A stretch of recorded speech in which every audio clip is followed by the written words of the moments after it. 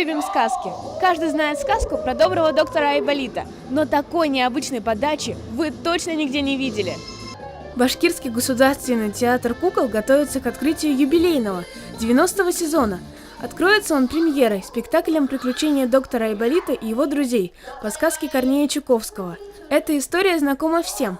Речь пойдет о приключениях доброго доктора Айболита и его верных друзей Танечки и Ванечки, которые вступают в противоборство со злым Барбалеем и вредной сестрой Айболита Варвары. Ее сестра Айболита Варвара, но вот с братом мне не понесло.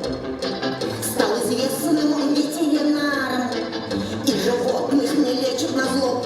Доктор Айболит – это детская классика, и, конечно же, театр прежде к этому произведению уже обращался, но в этот раз решили подойти к знакомой сказке с необычного ракурса.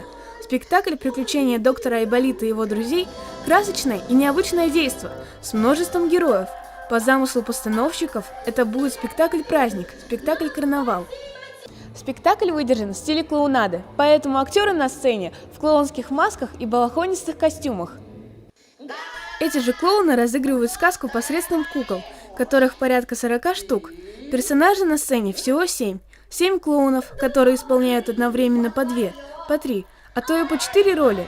Неизменным остается только сам Айболит.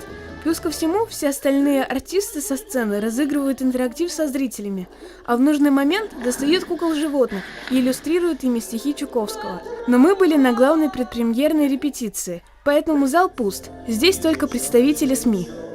Кто бы мог подумать, что сказку «Айболит» можно так современно и красочно преподнести юным зрителям. Яна Васильева, Нурислам Хариев, специально для «Горы новостей».